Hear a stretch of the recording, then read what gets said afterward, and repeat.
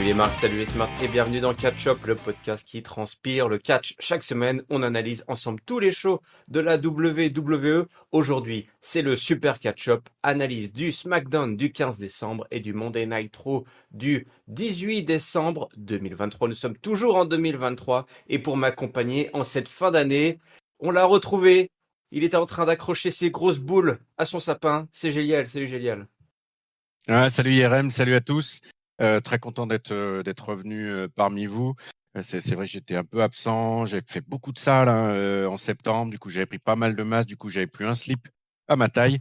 Il a fallu quand même que je retrouve et que j'en fasse broder un. Typiquement, ça a pris un peu de temps. Donc, c'est pour ça que je suis de retour que maintenant. Vous m'en excusez, mais plus énervé que jamais.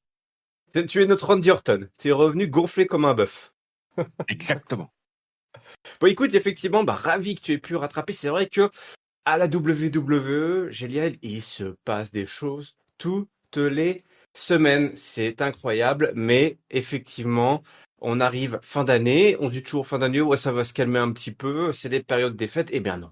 Eh bien non, on a eu justement le retour de Randy Orton. Et en plus, ce soir, à SmackDown, Géliel, il y avait le chef tribal. Enfin, de retour, hein, on s'en plaignait un petit peu. C'est vrai que ces derniers mois, il est brillé par son absence presque. Hein, la Bloodline perdait un petit peu de sa saveur, perdait un petit peu de de ses dorures. C'était une faction qui était un petit peu en retrait. Eh bien, il est de retour, le patron, pour remettre l'église au centre du village. Et quel village? Paul Heyman, Solo Sikoa, Jimmy Uso et notre ami, le champion WWE Undisputed, universel, Roman Reigns. Nous sommes avec Green Bay, qui reconnaît évidemment, qui acknowledge, le chef tribal. Ah, et effectivement, il veut parler d'un homme ce soir, il veut parler d'un homme en particulier, il veut rendre hommage, quelqu'un qui a tout sacrifié cette année. Quelque chose qui est incroyable, qui est tout simplement le prochain chef tribal, celui qui est le prochain sur la liste, celui qui va prendre la relève de Roman Reigns. Et donc, on est en train tout simplement d'adouber le petit prince de la Bloodline. Et là, on voit Jimmy qui se frotte les mains tout content en arrière-plan. Génial, tu l'as bien vu toi aussi. Et là, il commençait déjà un petit peu à se chauffer comme ça, à remuer les épaules. Et puis justement, il a appelé par Roman Reigns. Il dit, allez, viens avec moi, rejoins-moi pour féliciter ton frère Solo Sikoa. C'est donc Solo Sikoa qui est adoubé par Roman Reigns. Gros câlin. Et on n'ira pas plus loin. Jimmy qui fait le sourire jaune. Il sourit, mais il a le cœur brisé. Il a le cœur brisé. Et la musique de Randy Orton qui vient pour interrompre Roman Reigns. Randy Orton qui donc revient épais comme un bœuf, comme on le disait. Ça fait 18 ans et, voilà qu'il est là. Rien n'est gagné. On pensait tous qu'il est sur la touche pour toujours, Randy Orton. Et donc ce soir, il vient défier Roman Reigns. 18 mois, pardon. 18 mois qu'il a été mis sur la 18 touche, mois, pardon. oui. 18 Mais ans en même qu'il temps, est il a là. parlé de 18 ans qu'il était là. Oui, voilà. Ça fait 18 ans qu'il est là, mais ça fait 18 mois qu'il n'était pas là. Alors ça fait 18 jours qu'il est revenu. Il est très fort sur Randy Orton. Voilà, je sais pas s'il a que Très ce fort. chiffre 18, mais visiblement, il a dû se passer quelque chose qu'il avait 18 ans, peut-être, je ne sais pas. Il va falloir creuser et appeler le biographe officiel de la Vipère. Alors, 18 mois, Randy Orton, il est de retour et ça commencera avec le Royal Rumble puisqu'il défie tout simplement Roman Reigns pour le titre undisputé. Génial, c'est assez incroyable. On va avoir un sacré match au Royal Rumble. Roman Reigns qui dit attends, t'as attendu 18 mois pour venir chercher tout ça, mais moi pendant ce temps-là, moi j'ai pas du tout pensé à toi. Il dit t'as pensé à moi je pensais pas du tout à toi. C'est terminé en 2023 là, on n'est plus en 2017. Roman Reigns, c'est le top du top. Toi, Randy Orton, avec toutes tes voix qui te disent que tu devrais quitter le ring, et peut-être que tu devrais justement quitter le ring, ne pas manquer, pas de me manquer de respect. Et puis, gare à toi, Randy, parce que si on croise le fer entre les cordes, c'est pas 18 mois que tu vas disparaître, c'est tout simplement la retraite qui t'attend. Et oui, les pads pour la vipère. Randy Orton dit, peut-être, bien que oui, c'est vrai, mais t'as évolué. Voilà, t'es une légende, t'es un gros champion, et il dit alors Hall of Famer, c'est vrai, Roman Reigns, on le sait à Catch Up, on le sait depuis le début, dès qu'il est apparu sur nos écrans, c'est dit celui-là, c'est un futur Hall of Famer. Mais Roman Reigns se considère étant comme une légende. Randy Orton nous rappelle qu'il est tout simplement le Legend Killer. Géliel, on se souvient, ce gimmick. Ah Il oui, oui. propulsait Randy Orton tout en haut de la chaîne alimentaire. Le RKO qui est tenté, mais ça ne passe pas. Et donc, la petite dernière provocation à Roman Reigns, il lui dit simplement que Daddy is back.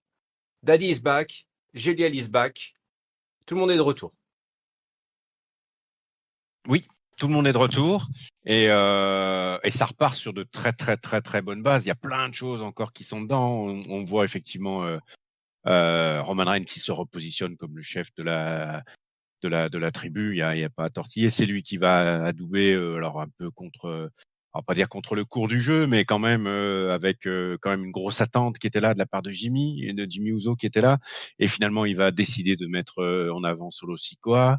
Donc avec, on voit la frustration qui se lit sur le visage de Jimmy, qui quand même se dit après tout ce qu'il a fait, je pense qu'il pouvait être légitime ou au moins penser le mériter ce titre-là. Surtout que souvenons-nous, il y a quelques mois, quand même, Roman Reigns avait justement parlé des frangins et de Jimmy justement pour lui succéder, ou enfin, il avait laissé entendre que Mm. ce serait légitime et que ce serait l'histoire que ça se passe ainsi. Et puis derrière, Randy Orton qui arrive, très en forme, comme tu l'as dit, depuis son retour. Et puis qui vient directement se positionner contre Roman Reigns. J'ai bien aimé la partie, la petite joute verbale qui a eu lieu entre les deux là, avec l'un qui le renvoie à ses exploits passés évidemment, donc proche de la retraite, et puis l'allusion à la légende qui pour dire que bah voilà, ça tombe bien puisqu'en face de toi t'as the Legend Killer et que donc bah ça tombe bien Mhm. que tu sois devenu légende puisque bah voilà, ça tu vas rentrer directement dans mon menu. Voilà, donc non vraiment super intro, hyper qualitative avec plein de choses encore et puis surtout bien content de revoir Roman Reigns. Parce que comme tu l'as aussi dit, ça faisait un petit moment qu'il se passait pas grand chose et quand on sait l'importance qu'il a dans cette faction là, c'est aussi pour ça qu'on a senti un mou dans cette bloodline parce que bah voilà, sans la présence du chef tribal, sans les présences chaque semaine, alors même si il y a eu des rythmes très élevés, son absence complète fait que ça pose souci pour la visibilité et puis pour les histoires qui sont racontées. Donc très content de ce segment d'ouverture en tout cas. Ouais, effectivement, là, c'est une bonne façon là de démarrer le show. On va retrouver tout ce beau monde en main event. Je vous expliquerai pourquoi. Je garderai toutes les petites interventions backstage qu'il y a eu tout le long de l'épisode et qui ont donc donné le main event, donc un match, le match qui aura lieu donc à la fin de SmackDown. Mais pendant ce temps-là, on va aller direction un petit peu la mid-card, Gélial, si tu veux bien, puisqu'on a un tournoi. Hein, je sais pas si t'as rattrapé ça, si t'es au courant, mais il y a un tournoi. Il y a un Si si. tournoi. Il y a un tournoi pour être challenger au titre des États-Unis. Et ouais. Donc je vais vous donner tout simplement les résultats. On a eu donc Carmelo Hayes qui vient donc de NXT. Hein, c'était la petite surprise, Géliel. Ils avaient annoncé l'arrivée d'une superstar de NXT et qui affrontait donc Grayson Waller, et c'est Carmelo Hayes qui donc remporte ce match avec un code breaker qu'il a placé et son finish pour l'emporter. Donc bah pas facile hein, pour Grayson Waller et Austin Theory. En ce moment, les deux se sont bien trouvés, mais derrière, il n'y a pas beaucoup de victoires. Et puis Carmelo Hayes, Ça voilà, c'est la concrétise grosse. pas. Ouais, ça ne concrétise pas trop Ça- pour l'instant. Donc voilà, on reste un petit peu bloqué dans la mid-card. On met en avant des montées d'NXT. Hein, voilà, Carmelo Hayes, ancien champion NXT. Donc voilà, un mec bien chaud qui va probablement profiter de ce tournoi pour débarquer dans le main roster d'ici, enfin non pas très longtemps, même s'il a encore quelques histoires à régler dans le show jaune et noir. Et de l'autre côté, Génial, il y a eu donc le fameux Kevin Owens versus Austin Theory. Et là, bing boom badaboom, eh ben c'est le même tarif que pour Grayson Waller, puisqu'il va se faire coucher par Kevin Owens. Alors Kevin Owens qui était mal en point. Kevin Owens qui est Hmm. mal en point, pardon, qui se fait attaqué au niveau de l'avant-bras là, qui se fait torturer par Austin Theory, mais ça ne va pas suffire. Le Canadien qui a remporté donc ce match et qui ira affronter justement Carmelo Hayes. Qu'est-ce que tu penses de ce petit tournoi là qu'ils ont mis en place pour aller chercher Logan Paul? Eh ben moi je trouve ça très bien parce que ça fait des petites histoires Disons que ça fait des histoires tout seul. Les tournois, ça fait, il y a pas grand-chose. Enfin, ça se raconte tout seul. Il y a pas Ouais. forcément des masses de choses à écrire. Ça fait des affrontements. Ça permet quand même aussi de repositionner, vu qu'on a des matchs à enjeu, ça permet aussi de repositionner les différents acteurs dans une carte globale, de montrer également que Grayson Waller et Austin Theory sont un peu dans le dur en ce moment. Que même sur des petits tournois comme ça ou des choses qui sont un peu plus petites que les habituelles courses au titre, euh, ils y arrivent pas pour le moment et donc je trouve ça très bien et puis ça fait des matchs, ça fait des matchs relativement sympas. J'ai bien aimé l'approche de Kevin Owens, de Austin Theory d'aller attaquer évidemment la main de Kevin Owens, mais sans succès.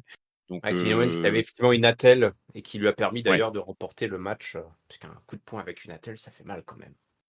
tout à fait. Donc j'apprécie, tout va bien. Ouais, ouais, on a un bon petit tournoi qui permet voilà, de pallier un petit peu, on va dire, à la présence aléatoire de notre champion des États-Unis et qui nous permet effectivement de continuer de tricoter des petites histoires comme ça en mid-card. Alors forcément, dans un tournoi, à la fin, il y en a qu'un qui gagne. Donc, il y a même avec tous les petits chouchous, il faut forcément qu'ils finissent par tomber. Mais voilà, ça continue de raconter des petites histoires dans la mid-card et donc on est pas trop mal à ce niveau-là. Charles Flair est blessé, malheureusement, hein. La breaking news est tombée, mon pauvre Géliel, suite à son match face à Asuka. Et donc, elle sera absente 9 mois.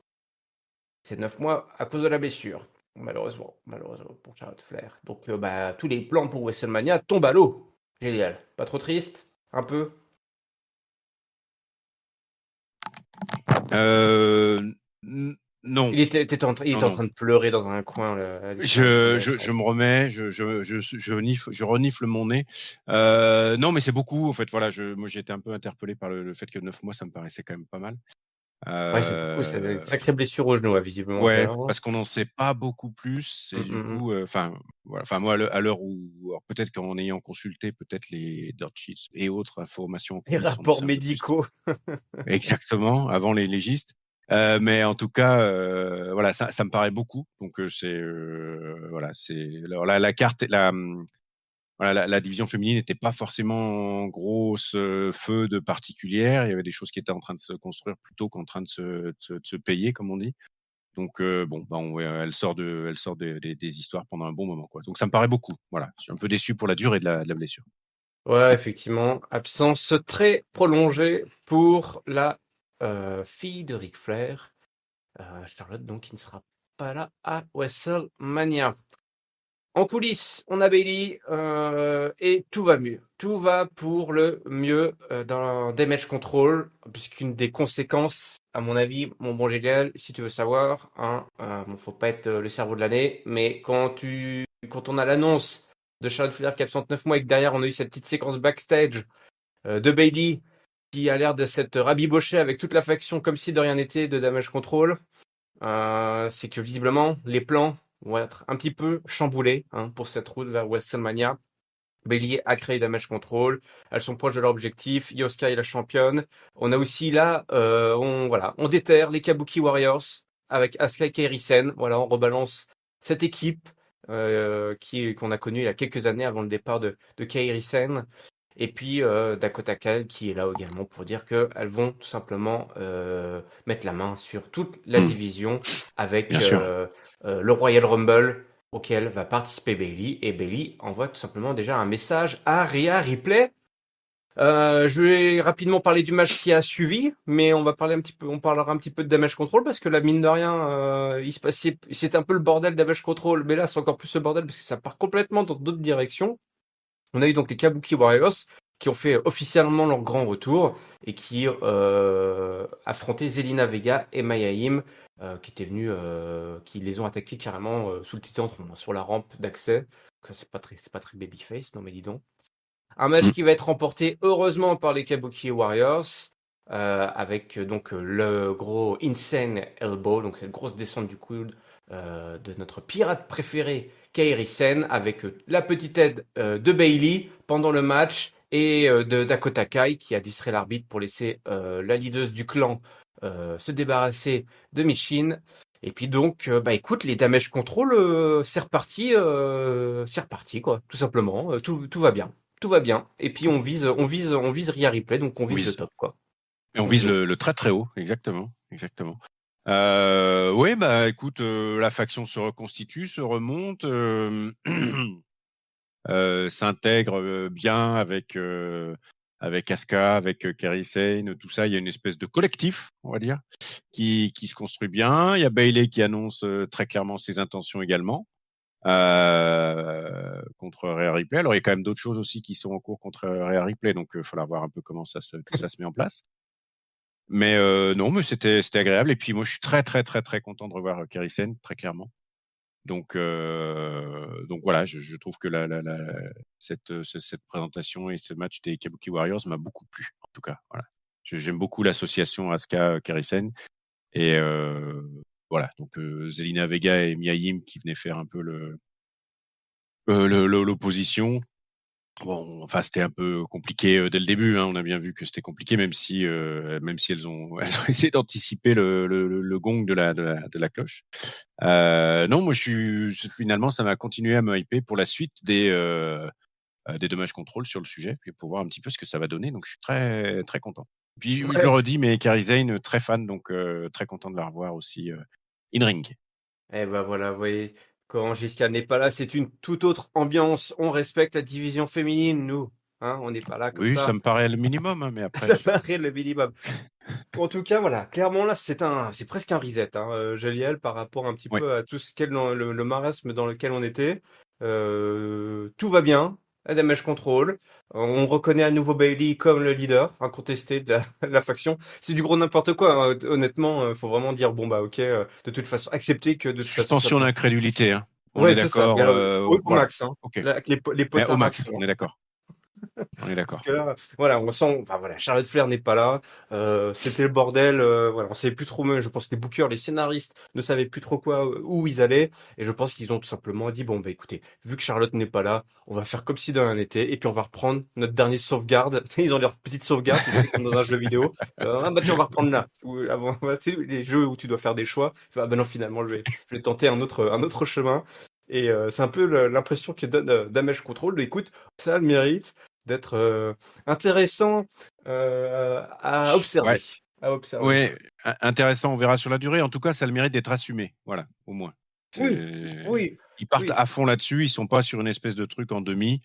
Ils ont Non. refilé les clés du camion à Ça, Damage ça, Control. ça faisait, ça faisait 9 mois qu'ils étaient sur un truc demi là, donc c'est bon. Mais non, mais c'est Pas ça. Et trop, puis pas si trop, ça pas doit trop être mauvais, joué. ce sera mauvais. On sera bien Ouais. évidemment là pour Pour- pour le noter. Et c'est notre mais en tout travail. cas, voilà, c'est assumé.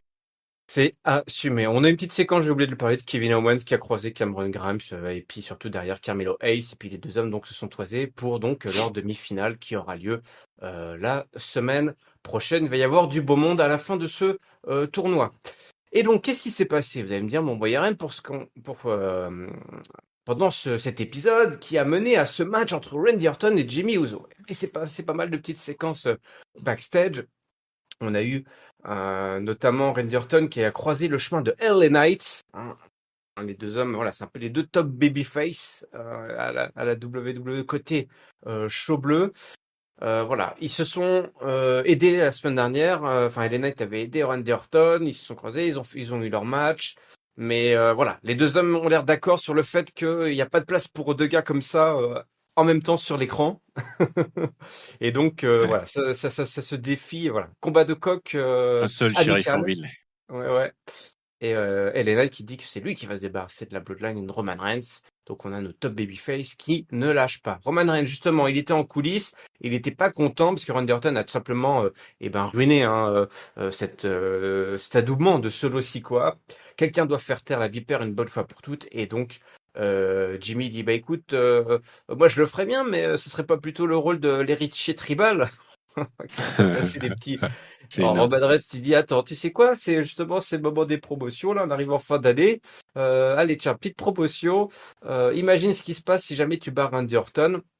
Et là on a Jimmy Uso qui commence à se connecter, hein, tous les neurones qui se connectent, et puis il répond dans un hit, ce qui évidemment hérisse le poil de Roman Reigns qui ne supporte pas cette expression qui lui rappelle évidemment l'autre frangin terrible des Usos. Donc ça c'était sympa cette petite Mm. séquence. backstage. Derrière, il y a Jimmy aussi très intéressant. Il s'est passé plein de choses très intéressantes et surtout, j'ai trouvé ça aussi très intéressant. Mon bon Gélias, ça nous rappelle justement les grandes heures de la Bloodline où il y a Jimmy et Solo et Jimmy il était un peu inquiet, Géliel. Tout simplement, Jimmy il disait à Solo, mais écoute, si jamais, il devait se passer quelque chose devait m'arriver, s'il devait m'arriver quelque chose, enfin, tu ferais quoi? Et l'autre, Solo, donc sous-entendu, si grosso modo, Roman Reigns venait à se retourner contre Jimmy, hein, Solo lui dit, écoute, t'es mon frère, t'es mon frère. Voilà, on en rappelle au lien sacré du sang, tout simplement. Hmm. J'ai tenté de dire, attention, la dernière fois qu'il a dû choisir, Solo, il a quand même choisi le chef tribal, hein. Et ça avait donné Ouais, la je me méfierais à castrine. la place de Jimmy quand même. Donc bon, je sais pas s'il faut trop accorder d'importance. Et puis il y a eu le match derrière. Il y a eu le match. Randy Orton versus justement Jimmy Uso, un match qui a été remporté évidemment par Randy Orton, épaulé par LA Knight qui est venu le sauver de Solo Sikoa après le match, qui était venu venir embêter notre ami de la Vipère, notre Legend Killer, hein, tout simplement, et Jimmy Uso qui se prend pardon un RKO pour le tomber. Victoire de la Vipère. LA Knight, Randy Orton célèbre cette victoire. Ils se font attaquer par Roman Reigns. C'est le gros bordel. Jimmy est là, LA Knight est là. Solo Sikoa se jette dans la bagarre. Toute la Bloodline qui arrive à prendre le dessus sur les deux top babyface jusqu'à ce que la musique d'un autre revenant, hein, il n'y a pas qu'à Hmm. Catch-Up qu'on a des revenants, il y a aussi à Stamford, à la WWE, et Jay Styles est là. Phenomenal Forum sur Roman Reigns. Et derrière, il attaque LA Knight avant de repartir sous le petit entron en jetant un petit regard à Roman Reigns. Ah, Juliel, tu vas me dire, mais Irem, qu'est-ce qui se passe? La Bloodline revient et tout de suite, ça repart dans tous les sens. Mais IRM, qu'est-ce qui se passe? Vous voyez, c'est Non, simple. mais bah non, c'est ça, c'est du ping-pong, ça marche bien. Non, mais t'as raison. Il suffit que effectivement les enjeux, en fait, c'est tout simplement ça qui dicte le tout. Dès que les enjeux avec la présence de Roman Reigns, de ses titres, puis des pas des attaques, mais le fait d'aller chercher ses titres, ça crée de l'enjeu, Mhm. ça crée tout de suite des impacts au niveau des différents acteurs, que ce soit Solo, que ce soit Jimmy. Et puis avec les histoires qui sont en cours et notamment avec le retour de Randy, bah voilà, tout se met en place quoi. Donc le match était très sympa. Évidemment, Randy Orton bat Jimmy Uso. On voyait bien qu'il y avait quand même, il y avait quand même des King qui devaient arriver, c'est bien arrivé comme il fallait. On voit comme d'habitude ce surnombre de la Bloodline qui allait une fois de plus l'emporter, mais non, effectivement, nouveau retour, le retour des J-Styles. Et puis là, bah là, on a une petite piste un peu différente puisqu'on avait quand même clairement et le petit segment coulisses d'avant l'avait dit, hein, où on pouvait imaginer au-delà de Randy Orton versus Reign ou LA Knight versus Reign, il y avait peut-être une rivalité de bah non. Edge Styles revient et puis s'en prend directement à Edge Styles, donc ça le sort un peu de la grande confrontation vers Roman Reigns et Randy Orton. Ça laisse de la place pour Randy Orton et Roman Reigns par ailleurs. Et puis bah pourquoi pas s'orienter vers un Edge Styles et LA Knight. À voir maintenant, LA Knight est très très très over. Edge Styles a eu quelques attitudes très heel. Donc bon, le positionnement et l'écriture va se faire assez simplement. Moi, ça me dit bien, ça peut être pas mal que, comme on l'avait dit avec Cody, qui avait eu après sa blessure, avait dû passer par un certain nombre de d'étapes avant de pouvoir Mhm. réaccéder ou de remonter et d'être à nouveau éligible au tout haut. Bah voilà que LA Knight qui est également over et on sait que voilà ça durera peut-être pas forcément et qu'il aura pas non plus encore 250 runs dans sa vie de catcheur, qui passe par des étapes un peu des marches à passer une par une avant peut-être d'aller beaucoup plus haut. Je trouve ça très bien et que Edge Styles est l'adversaire parfait à ce niveau de sa carrière et pour lui et pour LA Knight. Donc j'ai été vraiment voilà très très surpris et en même temps hyper content en fait que Styles s'en prenne à LA Knight. On le saura pourquoi peut-être un peu plus tard puisque là il n'y a pas eu d'explication particulière. Et puis du coup ça ouvre la porte. On a un Orton Reigns de toute beauté et même si il avait déjà été teasé lors du segment d'introduction. Donc voilà très content. Ouais, effectivement. Alors, moi, ça m'a fait à la fois plaisir de voir AJ Styles. Également, bon, il attaque Ellen Knight, donc un petit twist, c'est sympa. Que va-t-il se passer derrière? Parce que ça aurait été pas mal aussi, hein. On se souvient qu'AJ Styles n'a jamais vraiment réglé ses comptes avec la Bloodline. Ils ont Mm. toujours sciemment évité justement d'aller trop se frotter à la Bloodline, qu'il était avec ses potos du club, hein, les Good Brothers notamment. Ça Mm. aurait pu être sympa aussi de se retrouver avec un petit Fatal 4-Way, hein, pourquoi pas, tous ces top babyface qui en ont après Roman Reigns. Est-ce qu'on va y aller vers une formule comme ça un peu à 4 où bah, on a finalement deux top babyface plus un top babyface qui agit mal et puis le grand chef tribal qui est là. Ça pourrait donner aussi une bonne recette là, de se retrouver avec un Fatal 4-Way qui mettrait bah, le chef tribal un petit peu en danger. Finalement, en le disant comme ça à voix haute, Roman Reigns ne se s'est jamais retrouvé dans cette situation des triple threats, des fatal four way. Il s'est toujours trouvé Mm. en 1v1 et ça pourrait permettre de renouveler avec une configuration originale, tu vois. Un match avec Roman Reigns où finalement il peut perdre bah, sans prendre le tombé, hein. On sait que c'est toujours ça que Ouais. les heels détestent quand ils se retrouvent dans cette configuration-là. Ça pourrait être sympa. Là, je suis en train de me rendre compte en direct. C'est Je incroyable, suis, je je dirais. suis, je suis d'accord avec toi, mais j'ai plus de mal à y croire qu'à partir sur la version, alors peut-être un peu plus simpliste, je suis d'accord avec toi, euh, de ce qu'ils nous ont montré, quoi, tu vois. Ah oui, oui, oui. Non, non, mais de toute façon, on va Orton versus Roman Reigns. On ira droit au Royal Rumble. Ça, il n'y a pas de Voilà, quoi souci. qu'il Et arrive. puis derrière, bah, il reste plus grand-chose à part la chambre d'élimination. Après, c'est WrestleMania. Donc, les configurations, et puis voilà, que le peu de temps de présence de Roman Reigns. Booker un Fatal 4-Way, ce serait une sacrée euh, surprise, évidemment. Ouais, ouais. Mais Un peu voilà. précipité, quoi.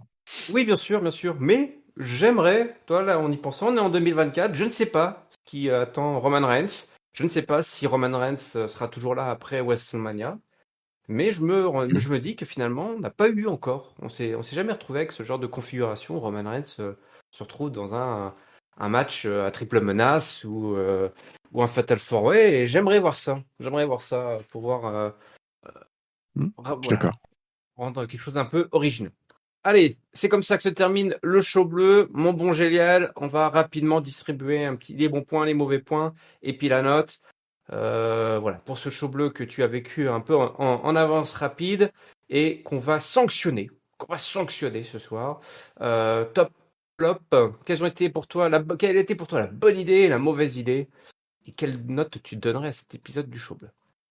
Alors, la bonne idée, c'est vraiment le retour de la Bloodline qui revient avec le retour de Roman Reigns. Ouais. Voilà, très clairement.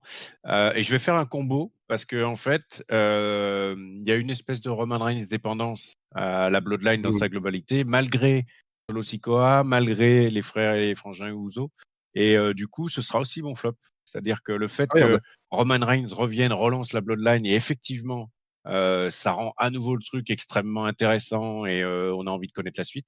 Mm. Et dans le même temps, avec un élément qui manque, et pas le moindre évidemment, eh ben, tout ça perd énormément de saveur. Alors on l'avait quand même noté, de la présence incroyable de ce qui était devenu Roman Reigns, mais cette dépendance, elle est vraiment maintenant très clairement affichée. On aura sans doute l'occasion lors des Catch-up Awards de revenir dessus. Mais Mhm. voilà, donc c'est à la fois mon top et à la fois mon flop. Et pour ma note, ça a été un bon épisode, très clairement. J'ai été très content de revoir Kairi Sane, comme je le disais. Pas mal de petites histoires qui se sont passées en coulisses, comme tu l'as dit aussi, avec des petites Ouais. informations distillées, des petites choses comme ça. Donc c'est toujours très intéressant. Les deux matchs pour le tournoi étaient sympas aussi. Donc je vais mettre un 3-5 à cet épisode. Voilà. Ouais, bah écoute, ça me paraît pas mal. Effectivement, euh, pour mon flop, pas vraiment de gros flop. J'ai trouvé effectivement un épisode très concentré, qui s'est pas perdu, Ouais, pas euh, dispersé, clairement. ouais, voilà, qui s'est pas dispersé, merci. Mon flop, je vais le donner à cette blessure de Charlotte Flair. Allez, c'est pas cool. Quand même, 9 mois, c'est que ça doit être un sacré truc. Pourtant, hein, je suis le premier euh, hater, on va dire, de Charlotte Flair, même si les mots sont forts. Hein. Je Oui, considère pas oui. comme un hater, mais voilà, je suis clairement pas le fan numéro un de Charlotte Flair, mais une grosse blessure comme ça de 9 mois, c'est pas cool.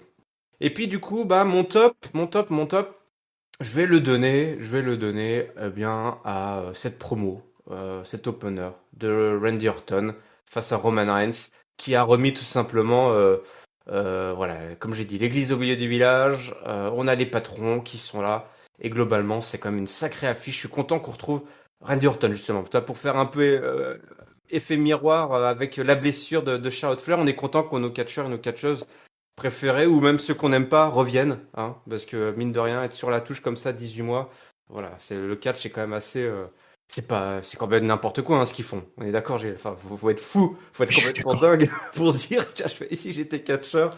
Donc, bah, bon top, voilà, c'est le retour de Randy Orton et cette belle promo en opener.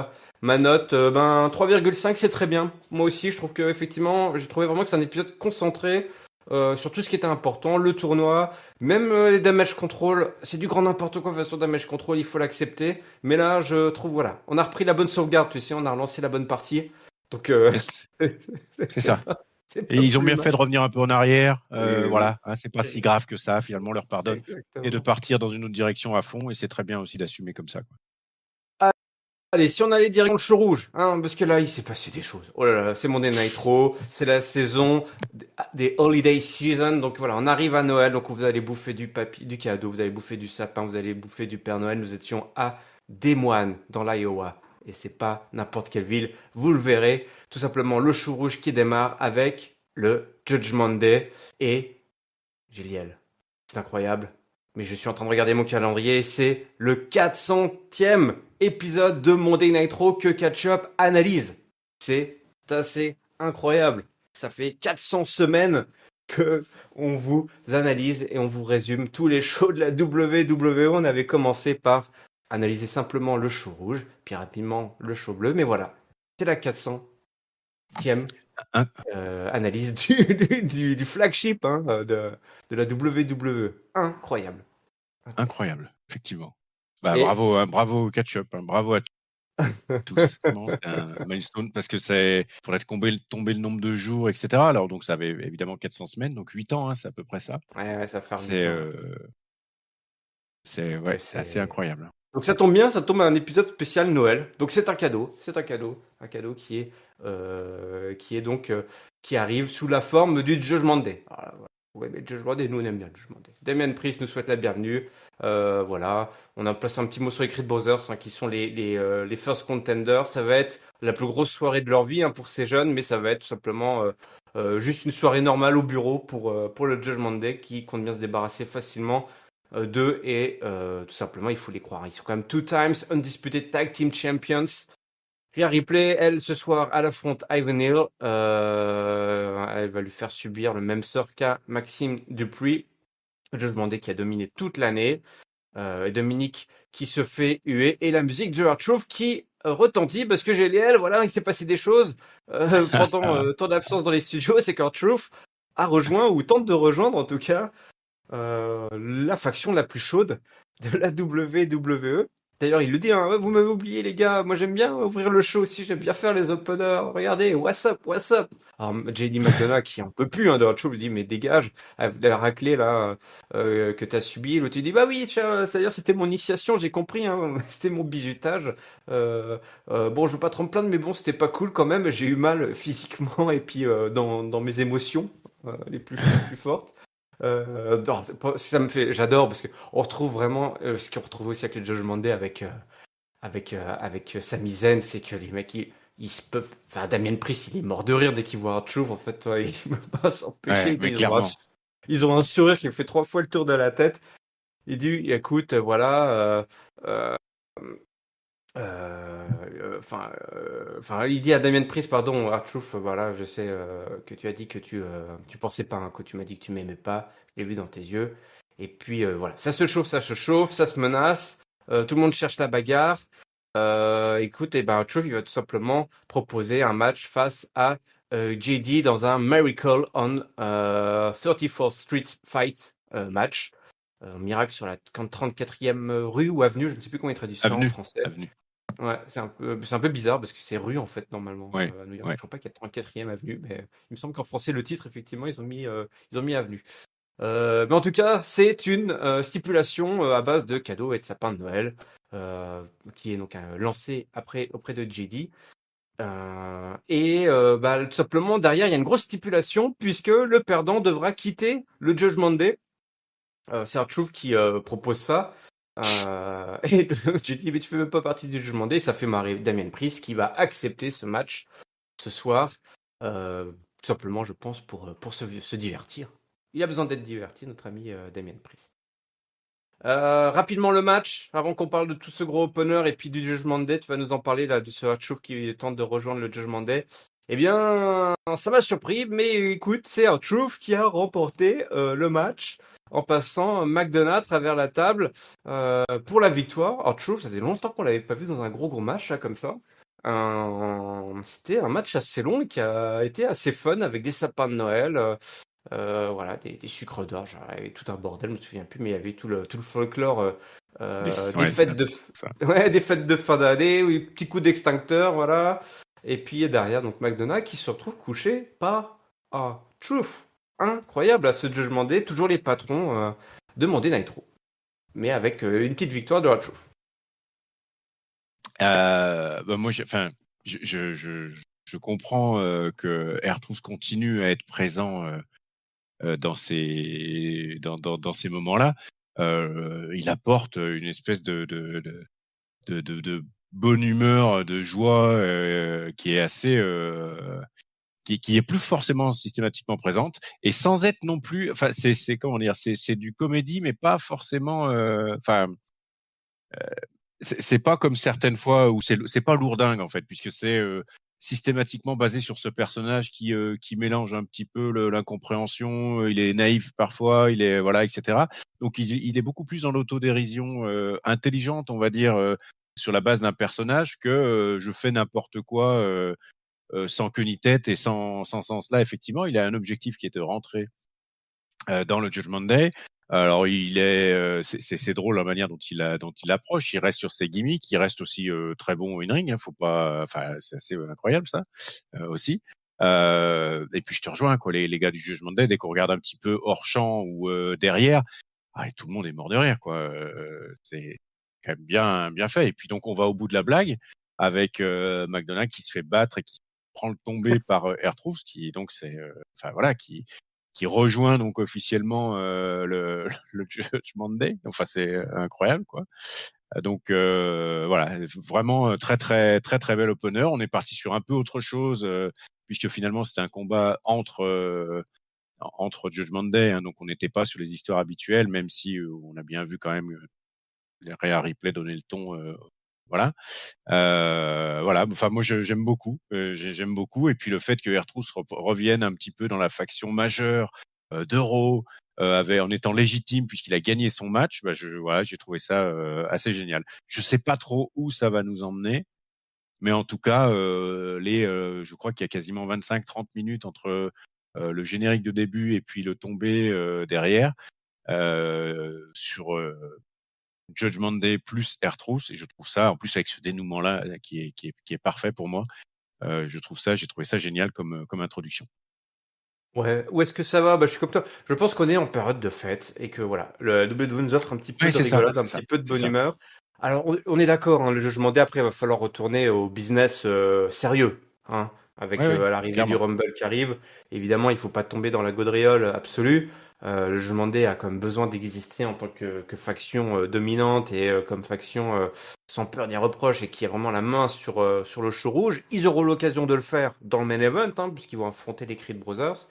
Mais franchement, c'est vrai que là, on est en période de Noël, c'est sympa. On a un Chouf qui fait le guignol et on l'aime, on l'adore pour ça. Une qui est un peu moins folle, un peu moins fun, mais qui est peut-être plus folle, c'est Nia Jax, qui est de retour. Elle veut s'adresser à nous, mais elle est vite. Elle a été euh, elle est interrompue, pardon, par Interrompu. Becky Lynch, ouais, qui ne veut pas la laisser parler. Nia Jax n'est pas contente, elle commence à partir. L'Irlandaise dit hop hop, où tu vas? Qu'est-ce que tu avais quelque chose à dire là, visiblement, donc tu peux nous dire. L'autre dit attends, j'aimerais bien Non, te non, non, non, péter je le te visage. disais. Oui, Pardon. c'est ça. J'aurais bien te péter le visage une nouvelle fois, mais j'ai d'autres affaires à gérer. Là, j'ai mes petites affaires à moi, donc laisse-moi tranquille. En fait, allez, j'avoue, en fait, je voulais tout simplement annoncer ma présence, hein, mon inscription au Royal Rumble. Donc Nia Jax sera dans le Royal Rumble. Match de janvier. Becky dit, écoute, on s'en fout un petit peu, les fans s'en foutent un petit peu de toi, de cette annonce. Les gens sont venus voir The Man, et quand les gens viennent voir The Man, ils veulent voir un match. Donc pourquoi pas venir là faire le match là tout de suite ce soir. L'autre, tu dis non, non, non, pop, pop, t'as peur de moi, je pourrais te briser en deux, tout simplement. Euh, et derrière, dit écoute, moi je vais rentrer dans l'histoire hein, comme étant The Greatest, la plus grande, et toi comme celle qui a cassé la figure de la plus grande. Donc voilà, elle remet un petit peu la hiérarchie à jour.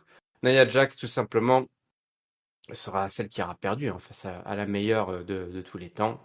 Et si tu veux le prouver le contraire, donc viens à la bagarre. Et Nia Jax, tout simplement, refuse le match pour ce soir. Géliel, elle préfère attendre le 1er janvier puisque nous serons en Californie à San Diego, la ville natale de Nia Jax. Évidemment, elle met encore une crasse sur sa fille en lui disant maman, elle dit quand tu rentreras, ta fille te demandera pourquoi t'es encore plus moche que d'habitude. Becky d'ailleurs qui a placé un petit taquet qui était sympa en disant que elle était là grâce je sais plus pourquoi après comment elle a formulé ça, mais elle a dit qu'elle était grâce à sa famille avec ses cousins ou je sais plus quoi. Enfin c'est toujours grâce à quelqu'un d'autre qu'elle est Mhm. là, soit Becky Lynch, soit grâce à son cousin donc qu'on connaît tous, hein, le Rock évidemment.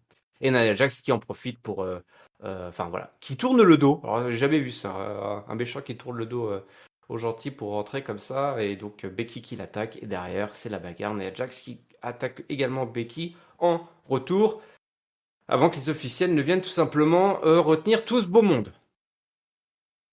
Je ne sais pas, est-ce que voilà, on nous vend ça comme effectivement une histoire avec, comme ils disent, hein, 5 years in the making. Je suis pas certain. On nous ressort quand même cette histoire-là, de la vieille histoire. C'est pas une mauvaise idée, Ouais, mais je sais ouais, pas. Je trouve que ouais.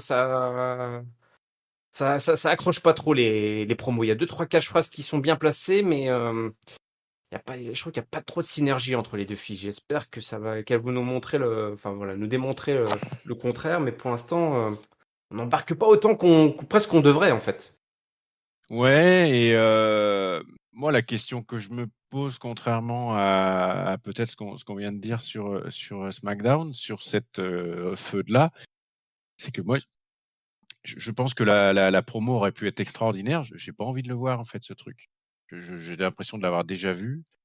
On n'apprend pas forcément grand-chose. Voilà, ça me dit rien, en fait. Voilà, j'ai pas envie de voir Nia Jax contre Becky Lynch. Mm. Donc sur une promo où il y a eu quelques catchphrases effectivement sympas, on part quand même sur quand même pas grand chose en termes de construction. Hein. Moi je suis revenu, je suis pas content. Toi t'es revenu, je suis pas content que tu sois revenu. Enfin, Ouais, et puis le problème c'est que c'est Becky Lynch qui va chercher Nia Jax quoi, alors que enfin Becky Lynch, Nia Jax, enfin, elle a pas pas besoin besoin quoi. de Nia Jax quoi. Ouais. Voilà. C'est vrai que c'est un Voilà, peu étrange. bah, c'est tout ça en fait qu'on a ressenti. Hein. C'est le fait que le positionnement était pas top. L'envie, moi très clairement, j'ai pas envie de voir ça, donc j'ai moins accroché. Et puis bah c'était moyen parce que du coup ouais, Nia Jax attaque parce qu'elle doit attaquer, puis parce que c'est bah, voilà, j'ai pas accroché. Je me suis pas senti du tout investi et principalement parce que j'ai pas du tout envie de voir ce truc là quoi. Donc on va voir comment ils vont nous le vendre derrière avec un peu plus que puisque t'es revenu, on n'est pas content et du coup on va se taper dessus parce qu'on n'est pas content. Ah, on sait très bien que ça a été la base d'un paquet de feux par le passé qui ont très bien fini. Peut-être qu'il y avait peut-être un peu plus de talent sur celles qui se sont bien finies, et notamment du côté de Nia Jax. Enfin, c'est pour ça que je dis ça. Mais voilà, c'est trop court et trop mauvais pour le moment. Et puis déjà vu, donc j'ai pas envie de revoir ça. Donc pour le moment, moi, ça me dit rien du tout, quoi. Donc promo moyen plus intérêt zéro. Next, on va dire. Voilà, vous avez la réponse, effectivement. Eh ben écoute, j'espère que le Père Noël Kofi Kingston t'a redonné du baume au cœur. Voilà, il a voulu distribuer des cadeaux, il était déguisé en Père Noël, Kofi Kingston, tout au Ah, long de l'épisode, ça c'était sympa. Et puis juste derrière, on a eu une grosse promo du Miz qui s'ambiance sur son match ce soir face à Gunther, un match pour le championnat intercontinental. Et ouais, rien que ça, tout simplement. mm, mm, Donc grosse promo là en interview backstage, dire bah voilà, j'ai fait trembler les fondations de Gunther et ce soir donc je vais devenir 9 fois champion du monde pour rejoindre le record, comme le signalent les commentateurs de Chris bien sûr. Jericho.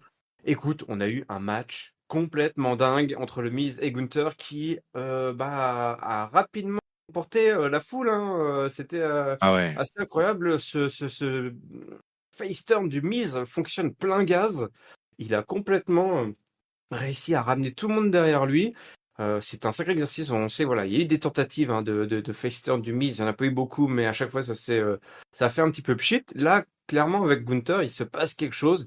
Ce qui en dit long à la fois sur le Miz et sur Gunther, sur le talent des deux bonhommes. Mm, Le match était exactement. complètement ouf. Hein. Je vais pas vous faire tout le play-by-play, mais on a eu des prises de soumission complètement dingues, des Boston Crab, des slippers, le Skull Crushing Finale qui a été placé une ou deux fois et à chaque fois ça a résisté à deux.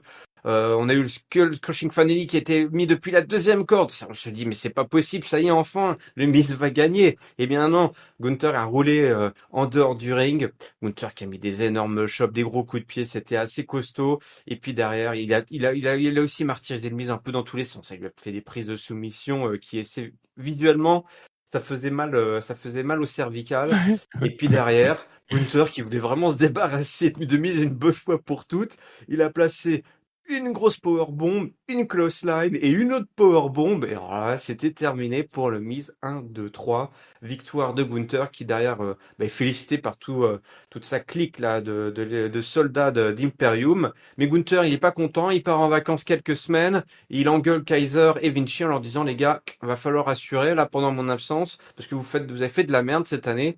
Donc va falloir assurer. Puis derrière ça se chauffe un peu avec le Père Noël Kofi Kingston, mais ça on en parlera un petit peu plus tard. Ce match pouah, incroyable, hein. Le Miz versus Gunther, je pense que c'est bon, ouais, Gunther il peut partir en vacances, mais le Miz aussi. Hein. Ouais, et je pense que personne attendait le Miz à ce niveau de performance, hein, tout simplement. Ouais. Il a été effectivement incroyable. Et puis, bah, comme tu dis, dans un positionnement qui peut être un peu particulier parce que normalement il est intouchable le Gunther depuis le début, enfin depuis qu'il a pris le titre. Et pour autant, ben on a vu qu'il est capable complètement d'embarquer tout le monde. Euh, le The Miz, Gunther a été très bon. Hein, faut pas non plus le mérite ne revient pas forcément pas que à The Miz qui est dans cette affaire. En tout cas, vraiment, vraiment très, très sympa, très, très intéressant. L'histoire racontée est top en plus, quoi. Hein. Il y a absolument rien à dire, quoi. Ça se termine quand même bien, mais j'ai l'impression que ça fait pareil. Ça fait un peu feu de Noël, quoi, où on a des trucs qui sortent un peu de l'espace avec des trucs comme le Air Trouve d'un côté, la The Mmh. Miz qui est repositionné très très haut, et puis en plus qui réussit son comeback face dans la bataille. Euh, non, moi j'ai vraiment vraiment bien aimé. Il y a deux trois fois où il y a eu des petits bonds sur le canapé là en disant ouh tiens, ça a failli, Ah oui. on y a cru quoi, on y Mmh. a vraiment cru. Et donc voilà, je sais pas s'il va y avoir alors a priori, il y a plus de doute, il a plus de tickets, The Non, Miz, ouais, mais c'était une des stipulations de ce match. Hein. Il pourrait plus. ouais, mais en tout cas, ça le repositionne vraiment bien. Oui. Ça le sort un peu de sa gimmick heel avec Maryse, avec etc., etc., où je pense qu'il en avait un peu fait le tour. Et je trouve que confronté à la nouvelle génération type Logan Paul, et ben là pour le coup il faisait un peu son âge dans la gimmick et puis dans le physique, The Miz. Et là sur un autre positionnement, bah, je l'ai trouvé tout à fait legit sur le match et sur son opposition quoi. Donc ça veut dire que c'est aussi, enfin c'est pas là, il ne surprend pas quoi, mais il est capable de se réinventer, de repartir sur autre chose. Ouais, c'est le signe aussi d'un super grand quoi. Il y a pas à tortiller, même si il sera pas forcément invité dans la table des Cena et compagnie. Encore que, mais voilà. Donc super match, super moment avec deux catcheurs où il y a eu une belle alchimie, le public qui a embarqué, tu l'as dit. Ouais, top, top, top, top. Bon, par contre, pour Imperium, ça s'est mal passé la soirée, hein. Gunther est parti en vacances. Derrière, enfin, c'est un peu plus tard, mais c'est vraiment histoire de terminer ce chapitre Imperium pour la soirée. Le Père Noël, Kofi Kingston, qui distribuait des cadeaux dans la salle. On voyait, il y avait Géliel au premier rang qui chopait les gars des cadeaux comme ça, il C'est le tout volait des chopé. mains des enfants. C'était pas très sympa. Et puis, Kaiser et Vinci qui arrivent pour attaquer le Père Noël. Alors, non, alors, tu ne fais pas ça. On ne touche pas au Père Noël, évidemment.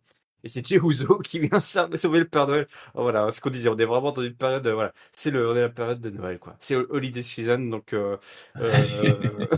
Jey Uso sauveur de Père Noël. Et donc derrière, on a un match qui est lancé et provoqué par Jey Uso qui lance un défi à Kaiser qui va remporter malgré les tentatives de Vinci d'intervenir puisque le Père Noël revient pour sauver cette fois-ci Jey Uso. Donc c'est beau, hein, le Père Noël voilà était redevable auprès de Jey Uso et ça se termine par un gros hit movement dans la salle. Hein, voilà, le public était chaud bouillant et le public était récompensé. Voilà une autre petite sucrerie, hein, géniale à mettre sous le sapin là pour les fans de la WWE.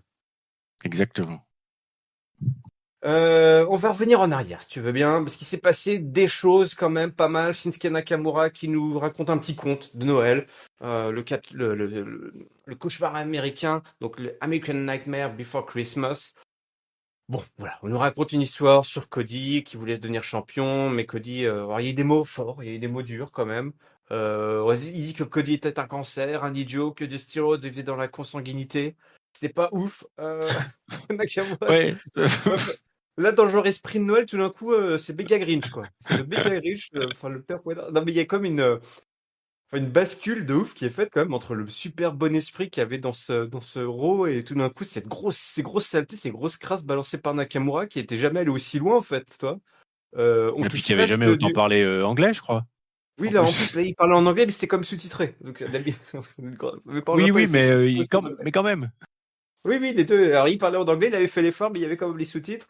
Enfin, on est à la limite de la tristement célèbre promo euh, à l'époque de quand Roman Reigns avait son cancer et que Dean Ambrose devait faire des saletés en lui disant les crasses il avait refusé. Enfin, c'était le gros bordel. On était quand même très, très, très limite. Là, bref, joyeux Noël. Et donc, le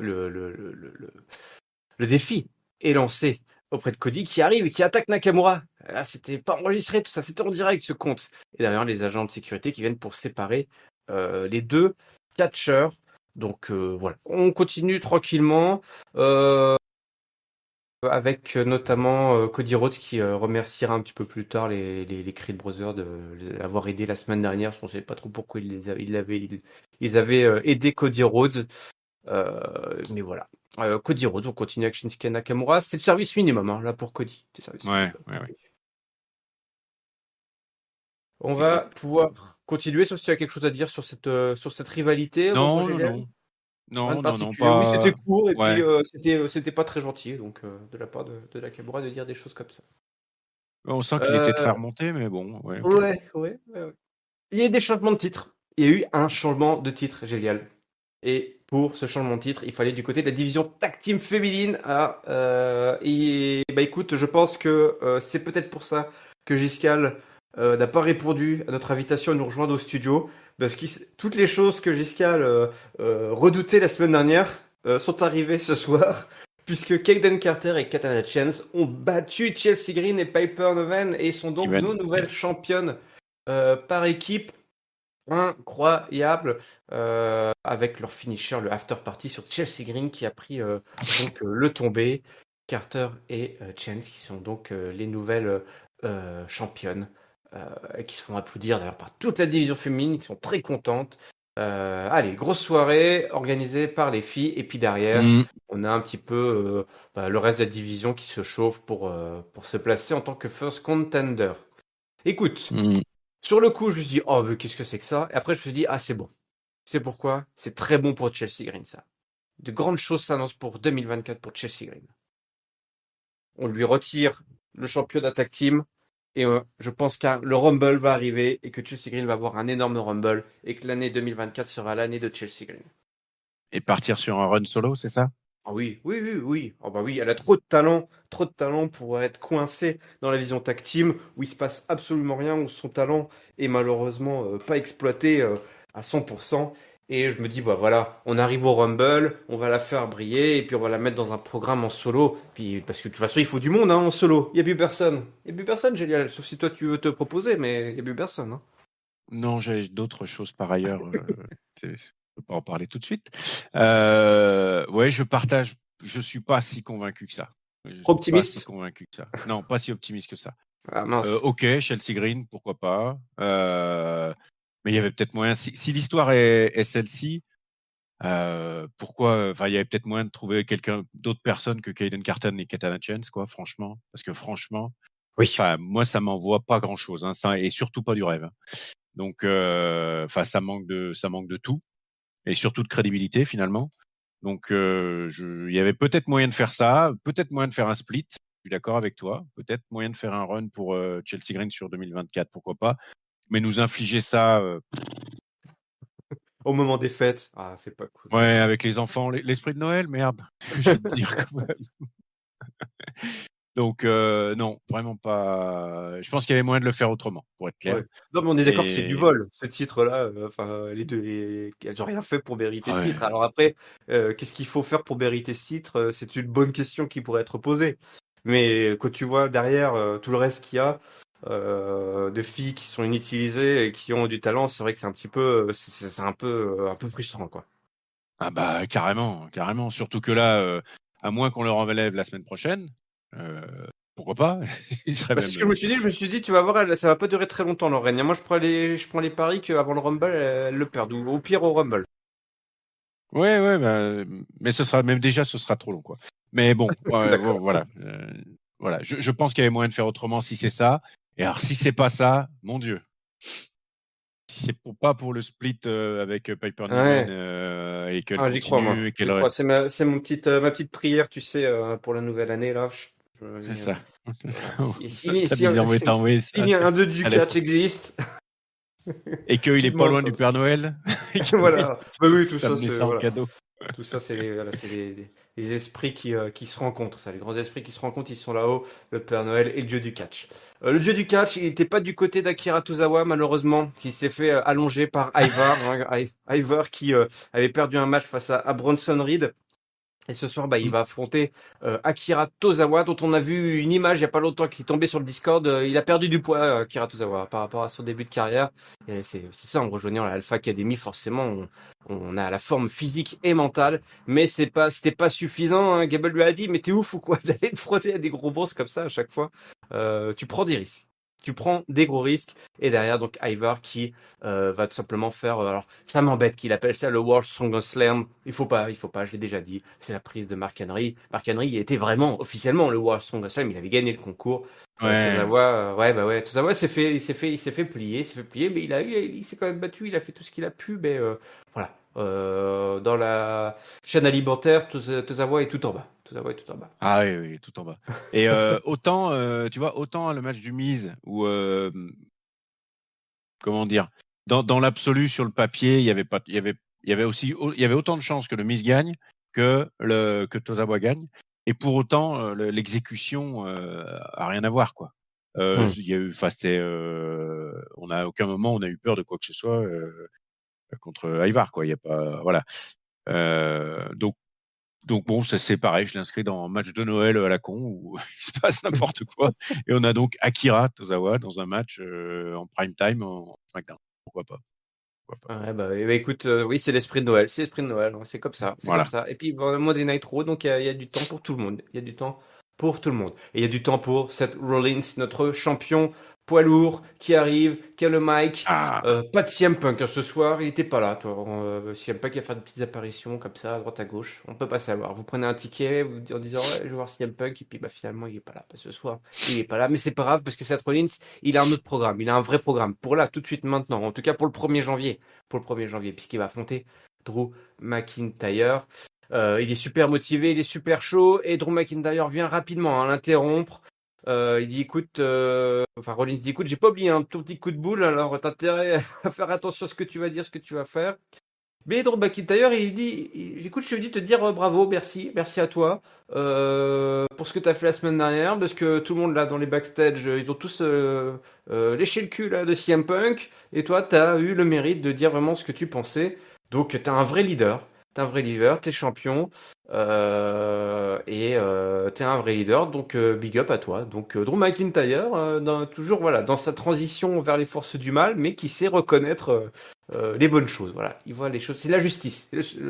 La justice qui est importante aux yeux de Drew McIntyre. Voilà. Après, il compare un petit peu. Voilà, il revient un petit peu à lui. C'est le mur des lamentations à nouveau, hein, évidemment. Drew McIntyre qui va se plaindre. Seth Rollins, lui, il voit sa famille, hein, c'est cool, mais lui, Drew McIntyre, l'Écossais, il voit pas sa famille, hein, il voit pas sa famille.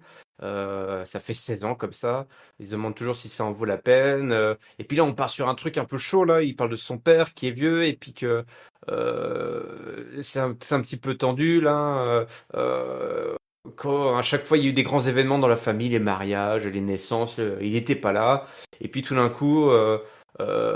Tu dois avoir, t'as des discussions difficiles hein, avec ta famille, notamment quand des gens deviennent malades, et puis tout d'un coup les gens sont plus là. Il parle de sa famille, il dit bah voilà. Donc grosso modo, on nous parle. Alors je sais pas si tu sais des choses, s'il y a eu peut-être un décès Hmm. dans la famille de Drew McIntyre, peut-être. Ouais, ça me dit rien, Tu- ça me dit rien. Parce que franchement, il s'était chargé quoi. Il y avait les larmes aux yeux et tout. Je dis waouh, ok. Ouais, Bon, il y avait, ouais, je suis d'accord avec ouais. toi, c'était Je pensais qu'il se spécial. passait un truc récemment, ou en tout cas, voilà, il s'est chargé, c'était émotionnellement chargé, en tout cas, pour Drew Hmm. McIntyre. Et donc, il dit, bah, à cause de tout ça, génial, c'est simple, l'Écossais a besoin du titre, de Seth Rollins. Et pour ça, il est prêt à tous les sacrifices, à blesser, voilà, à détruire Seth Rollins à Day One. Et Rollins, il dit, bah voilà, c'est ça.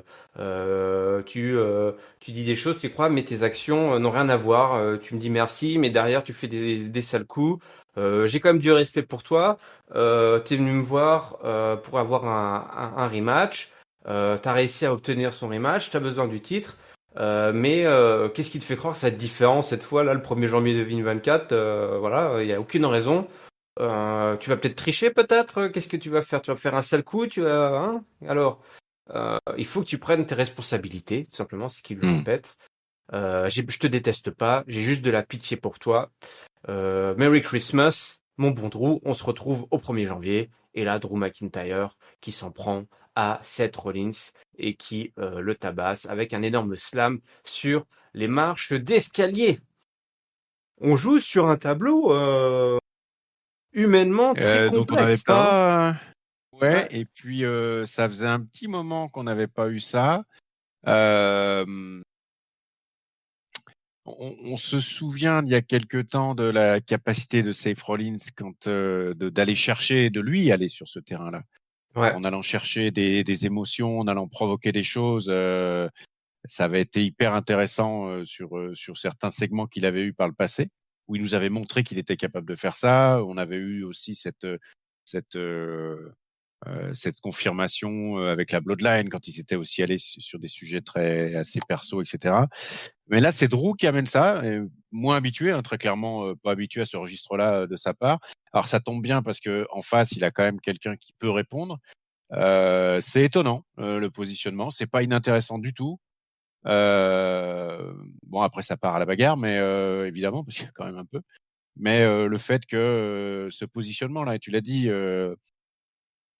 malgré tout ce que lui dit McIntyre, Seth Rollins reste sur plutôt de la pitié que de l'énervement et donc de la haine ou de la détestation.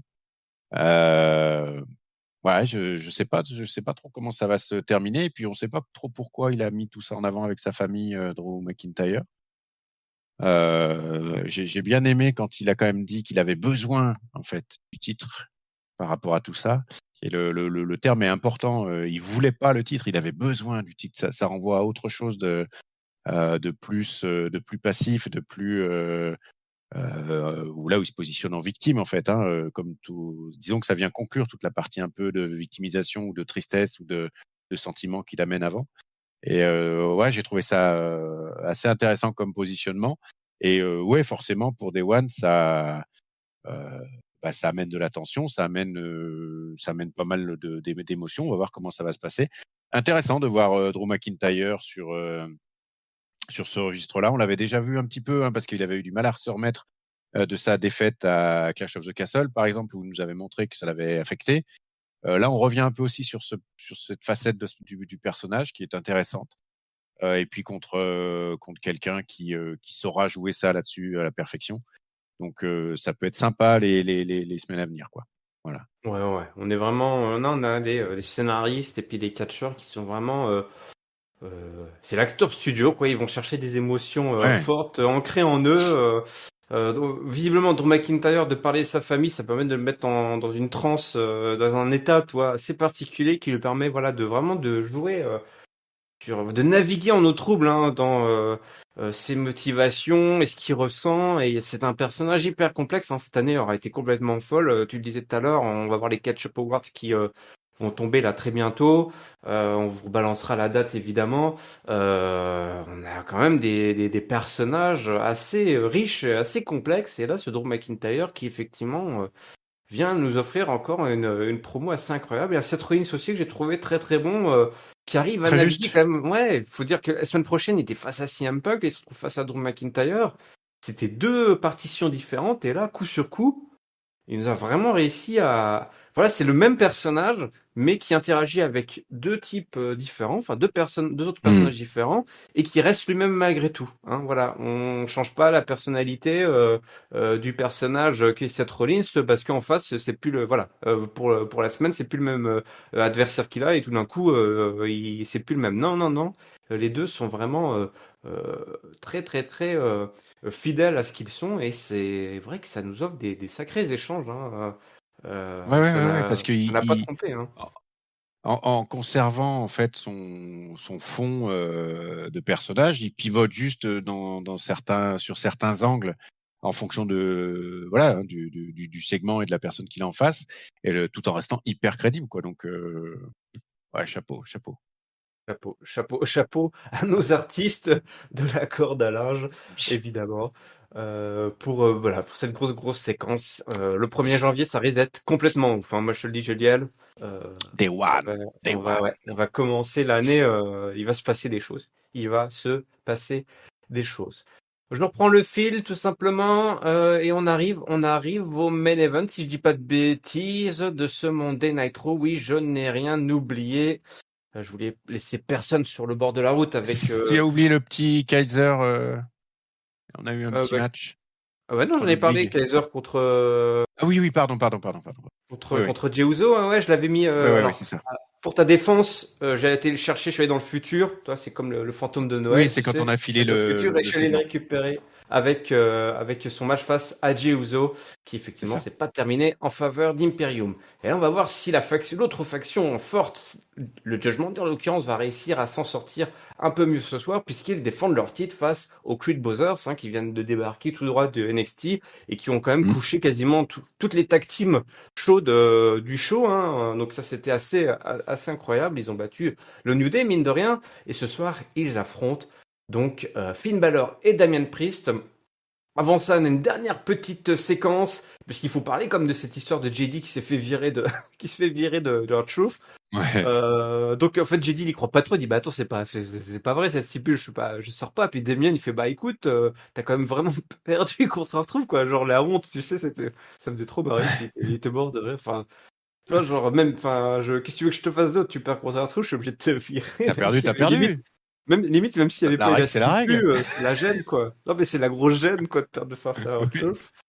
Rhea Ripley qui fait, allez, c'est bon, il y en a marre là, on se calme, tout ça. Quelqu'un a perdu dans la faction, c'est pas cool, on devrait tous être attristés quand même. Tu dis, ouais, mais il y avait la stipu et tout, il doit partir. Damien Priest qui lâche pas. Il aime bien, j'aime bien aussi cette relation entre Damien Priest et JD. Voilà, on sait qu'il l'autre, il voulait pas le voir et maintenant qu'il y est, bah, du coup, il en profite pour bien l'emmerder. Il dit, vas-y, me sors pas, s'il te plaît, t'es pas sérieux. Il dit, ouais, non, c'est bon. Ah, il était toujours dans le Judgment Day pour l'instant. Donc ça c'était plutôt Ouais. bon, oui, clairement c'est Judge Monday qui décide finalement de la Des valeur règles. de cette stipulation, hein. Et ce soir donc on apprend une chose, c'est que Rhea Ripley à Day One elle va affronter donc Ivy Neal euh, pour le titre en jeu. Enfin, le titre sera en jeu. Donc, quand je parlais tout à l'heure de tout ce que craignait Giscal, eh ben, ça arrive. Le 1er janvier, Giscal, accroche-toi. Euh, on en avait parlé. Il y aura le titre qui sera en jeu dans ce match. Donc là, clairement, toi, on en parlait tout à l'heure. Il y a du vide. Hein. Il y a du vide dans la division féminine. Là, il faut aller. Il y a personne pour aller chercher Rhea Ripley. En tout cas, personne qui ne soit pas occupé à autre chose. Évidemment, derrière, on sait bien que Becky Lynch, elle existe. Mais elle existe dans un autre univers où il y a Nia Jax. Donc forcément, c'est un petit peu compliqué. C'est un petit peu compliqué. Et derrière, il y a eu le match. Un énorme match pour terminer ce Monday Night Raw spécial Noël, puisque les Creed Brothers vont tout donner et vont quasiment, je dis bien quasiment, réussir l'impossible. Mais le Judgment Day est trop fort.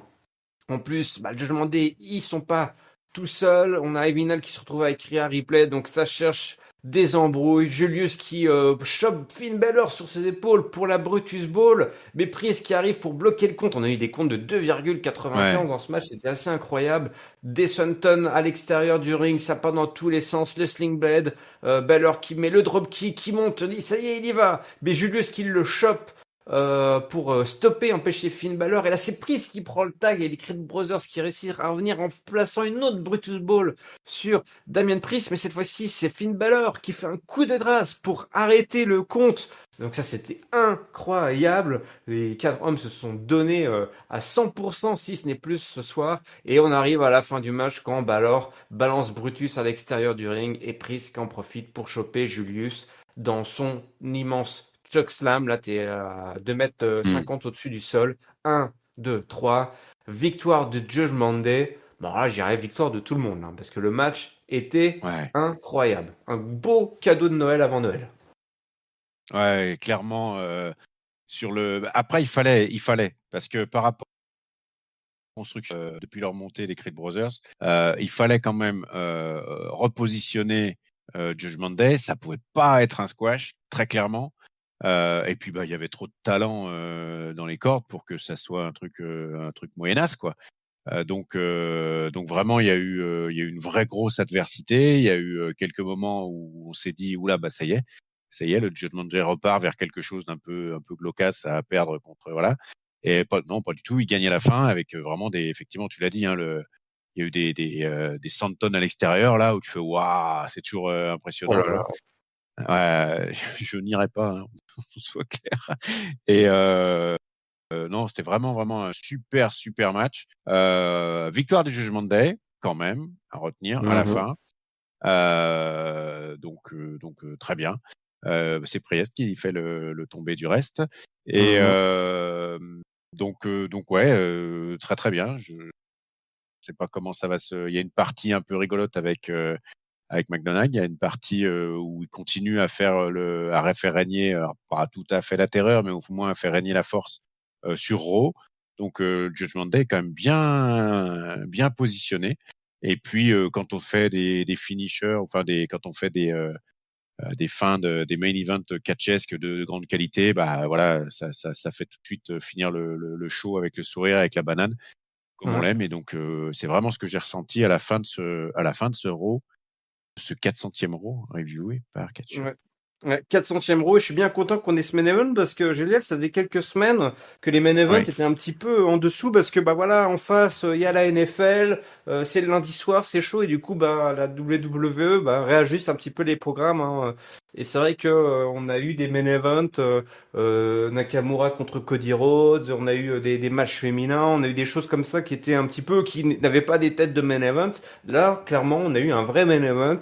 Euh, avec des paillettes, avec des petits jeunes qui montent, qui ont tout donné. La grosse faction qui avait fait également l'opener, on les retrouve à la fin, c'est ça qu'on aime, hein, c'est comme ça que ça fonctionne. ouais, fil Un épisode rouge, de tout mon... ça. Bah ouais, un gros fil rouge, et puis de la comédie, et puis quand les choses sérieuses doivent arriver, et ben les choses sérieuses arrivent, et à la fin on en ressort essoufflé mais ravi. Donc franchement là, j'ai trouvé que ce main event était super, grosse prestation des Creed Brothers qui nous ont sorti là, les Brutus Balls, ça dans tous les sens là. Je pense Ouais. qu'il est rentré en roulant, notre ami Brutus Creed, et qui ont sûrement marqué des points là pour cette année là qui arrive 2024, l'année de Chelsea Green et l'année des Creed Brothers. Voilà, comme ça c'est dit, comme ça c'est fait.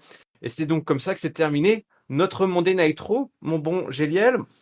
Alors, c'est toujours un sacré exercice hein, avec Monday Nitro, mais c'est l'heure du mot de la fin. Si tu veux bien nous partager ton top, ton flop et ta note, s'il te plaît, pour cet épisode du 18 décembre 2023. Je suis là. Est-ce que tu m'entends? Oui, oui, je t'entends. Nous sommes suspendus Pardon. à tes lèvres. Nous voulons savoir ce que tu as aimé, ce que tu as détesté et la note que tu vas donner à cet épisode. Eh ben moi j'ai bien aimé le repositionnement du Judgment Day sur ce Raw. En flop, j'ai vraiment eu du mal avec la partie perte de ceinture, Chelsea Green, Kaden Carter, Katana Chance, c'est absolument n'importe quoi. Puis et puis pour finir, un bon 4 parce que franchement super épisode quoi. Ouais, vraiment Ouais. super épisode et avec alors comme d'habitude c'est toujours un peu triché. Mais quand on termine avec un main event catch-S qui est en plus en tag team où il y a de l'énergie à revendre des deux côtés, bah voilà, c'est toujours forcément génial quoi. Ouais. Et il faut se dire qu'en plus, derrière, il y avait même pas CM Punk, il y avait à peine Cody Rhodes. Donc c'est pour vous dire quand même la qualité de ce roster qui arrive à aller choper des 4 étoiles là comme ça, tranquille, en épisode de Noël. Écoute, bah, je partage hein, évidemment, je partage bah, tout ce que tu as dit, les louanges et tout. Moi, bah, mon flop, tu sais, ça va être marrant parce que ça va un petit peu accompagner le tien. Je vais le donner, alors, à Samantha, la pauvre, attention, hein, j'entends déjà là les hurler sur le Discord. Samantha, son annonce pour Chelsea Green, elle l'a pas fait comme elle le fait d'habitude. Le Chelsea Green, elle l'a pas fait, elle l'a pas fait, et visiblement on lui a demandé de plus le faire. Alors tu vois, ça c'était pas cool, et ce qui me fait penser justement que voilà, on a décidé que c'était peut-être un peu trop cool pour une île d'avoir son nom annoncé de cette manière. Je ne sais pas pourquoi, mais on a dit donc en fait mon flop je donne à la personne qui a dit à Samantha qu'il fallait qu'elle arrête d'appeler Chelsea Green comme ça. C'est vraiment pas cool, c'est pas esprit de Noël. C'est pas l'esprit de Noël. Et puis mon top, eh ben, comme tu l'as donné au Judgment Day, moi je vais le donner à ce match à Miz et Gunther. C'était incroyable. On s'y attendait pas trop. Ça, c'était la vraie belle petite surprise de Noël. Un match pour le titre qui a emporté la foule. Et même moi, j'étais emporté encore plus que pour leur premier match. Ce match retour, là, il m'a complètement pris par surprise. Et j'ai trouvé ça énorme. Il s'est passé tellement de bonnes choses. On a parlé des Ouais. promos de Drew McIntyre, Seth Rollins. Ça, c'était aussi acteur studio. Voilà, ce soir au théâtre, il s'est passé énormément de Ouais. choses. Et écoute, est-ce que je vais aller jusqu'au 4 pour cet épisode? Je vais aller jusqu'au 4 si on dit que je le note comme un épisode de Noël. Ouais, on va dire. Si c'était pas un épisode Et de tu Noël, je ne mettrais pas t'es 4. pas obligé, hein, t'es pas obligé. Moi, je reviens, j'ai encore les yeux encore à nouveau plein de Ah, t'as paillettes, raison. donc j'ai peut-être été un peu, Non, voilà. non, j'assume. Mais j'explique pourquoi. C'est un épisode de Noël et donc ça m'a mis, voilà, malgré tous ses défauts, ça m'a mis une bonne humeur. Donc voilà, c'est un peu l'école des fans. Honnêtement, je dirais que ça vaut pas 4, mais voilà, c'est l'épisode de Noël et il s'est passé des bonnes choses et du coup, je vais mettre un 4. Mais attention, quand l'année va changer, on reviendra aux choses très très sérieuses et là, on sera strict, sévère, mais juste, mais sévère, mais juste. Bon bah Géliel, ça y est. On a fini. On a fini cette 400e analyse de Monday Nitro, et donc cette 400e semaine de catch-up. Je vous rappelle qu'on analyse tous les shows de la WWE depuis bientôt 8 ans. 400 semaines. On n'a manqué aucune semaine. Toujours là au rendez-vous. La streak est forte. La streak est là. Objectif, c'est de battre la streak du Taker, tout simplement. La Voilà. streak est incroyable surtout. La streak est La streak incroyable. est incroyable, il faut le dire. Et oui. Et tout simplement pour ne manquer aucun épisode, parce que nous on n'en manque aucun, il n'y a pas de raison que vous, chers auditeurs, vous en manquiez, et ben il suffit de vous abonner, c'est gratos, comme le dit Ringside, sur toutes les bonnes plateformes de podcast. On est également sur YouTube, les réseaux sociaux, c'est Twitter, Facebook, Instagram, Catch-up CDC, le lien vers notre Discord, où justement il y a de la Discord qui se place, hein, voilà, parmi tous ces gens qui ont des avis tellement différents, des gens qui sont pas contents. Venez discuter un petit Oui, peu là, oui, venez vous mettre entre Giscal et Géliel concernant les Kabuki Warriors, hein? Venez dire ce que vous en pensez. Oui, voilà. Qui a raison? Qui a raison? Qui a raison? Tout le monde a raison. C'est ça aussi, esprit de ah, Noël. c'est très très sympa effectivement de venir participer. En plus, bah, c'est sous forme de chat et puis il y a le concours de pronos aussi sur les Eh oui. live events. Et ouais. avec toujours une grande tape dans le dos qui est prévue pour le gagnant. Hein, ça c'est voilà. Et certainement peut-être d'autres choses, mais en tout cas on verra. Et puis bah donc venez parce que effectivement ça permet de contribuer à la communauté, c'est quand même très sympa et puis ça permet de donner des avis à Papy, à Ringside, à Giscal, à IRM évidemment, à tous ceux qui sont à Raphaël aussi, tous ceux qui sont au podcast, qui sont qui review les émissions avec tout. Voilà, venez. Venez nous rejoindre. Bon, bah, écoute, merci à toi, Gélia, justement, d'être venu. Ça m'a fait plaisir. Ça m'a fait plaisir, là, cette petite visite surprise que tu m'as faite. J'étais là à attendre, dit qui va venir pour cette 400e semaine, et puis t'es apparu comme ça. Et donc, bah, écoute, je te propose un petit verre de vin chaud pour fêter ça, tout simplement. Allez. Eh ben allez, je prends. Je prends, il fait pas beau, il fait pas chaud, donc c'est avec plaisir. Je prends. Allez, évidemment, on vous souhaite d'ici là toute une bonne semaine pleine de catch. Salut, salut. Salut à tous.